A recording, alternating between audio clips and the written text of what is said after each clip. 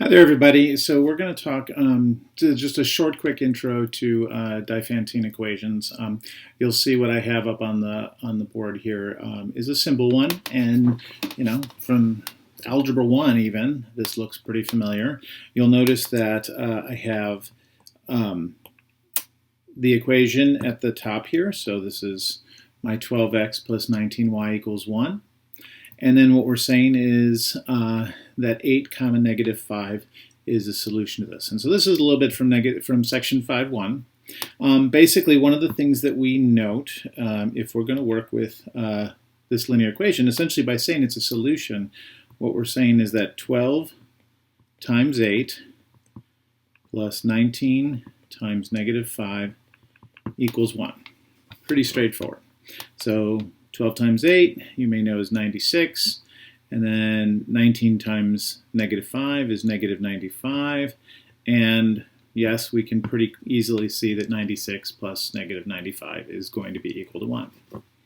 So what if instead of that, we wanted to consider the following? What if we wanted to say instead of 12x plus 19y equals 1, we said that 12x plus 19y equals 5.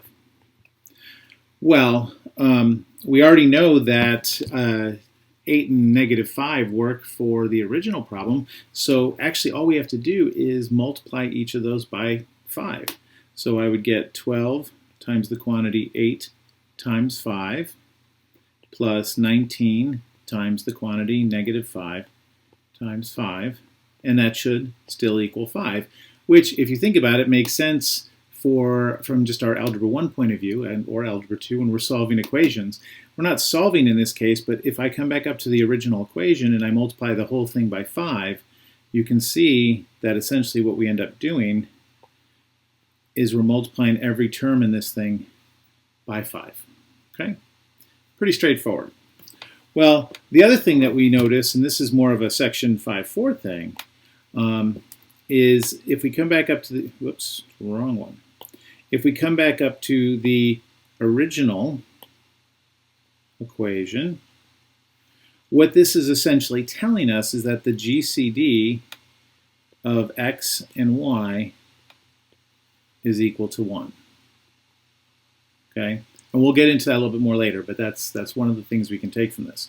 The other thing that we may note about this is that what if instead of multiplying by a number, I add something? Well, one way I could look at this is, why don't I take 12, 8 plus, and what I'm going to add is I'm going to add 19 from over here, plus 19, and then I have negative 5, and what would I have to add or subtract? Well, I'm going to subtract 12 from over here, and then this will still give us 1, because we'll end up with 12 times 27 plus 19 times negative 60. And I'll leave you to check that, but it turns out that that is also equal to 1. So anyways, that's just a taste of the beginning of it, and we'll get into some more of it going forward. Ask questions if you have them. Okay? Sounds good?